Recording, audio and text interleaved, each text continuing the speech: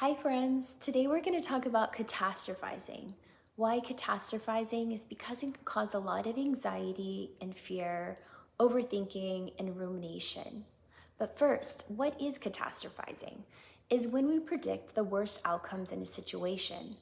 This could look like I'll never be in a relationship, or I'll get a negative review at work and get fired, or you're in a social situation and fear that no one's going to like you. So this could also cause a lot of anxiety and fear. Catastrophizing is also when we overestimate the consequences of something negative happening in a situation. So for example, this could look like my boyfriend or girlfriend is going to break up with me, or if I do get a job, I'm just going to absolutely hate it. Or you're planning an event and just thinking that the worst is going to happen at the event. And this can cause a lot of fear, anxiety, negative thinking, rumination, where we're replaying the negative scenarios in our head.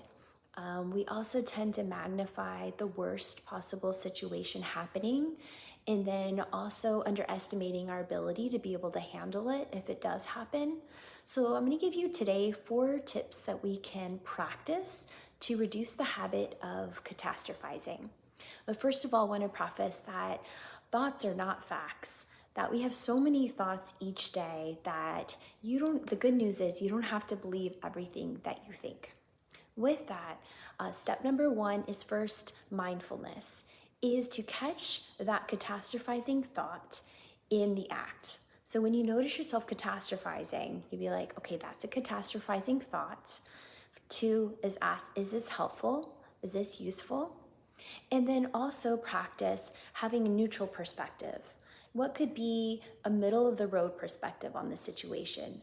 What if everything does turn out good? So being able to have a neutral, more constructive perspective on the situation.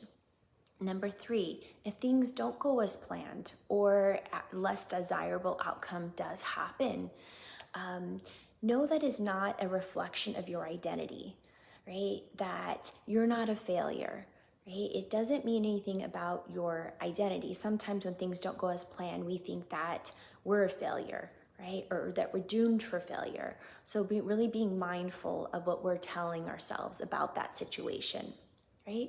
And lastly, 4 is to trust yourself, is to believe in yourself, right? To believe in your skills, your good judgment, trusting and believing in yourself. And this takes practice. It's not perfection. It's being able to practice changing those negative attitudes about ourselves, right? And this can be further cultivated through self-discovery and reflection, and taking time each day to do that. So really trusting yourself. This takes practice, and know that you can do it. Just like with anything else, it's like riding a bike, right? We probably weren't perfect at it when we first started, and we fell a couple times, and then we still got up and kept going, and then eventually we were able to ride the bike. So keep with it. For more mental health wellness tips, click on the link in my bio or go to the YouTube channel at Core Connection Counseling. I look forward to seeing you there. Take care.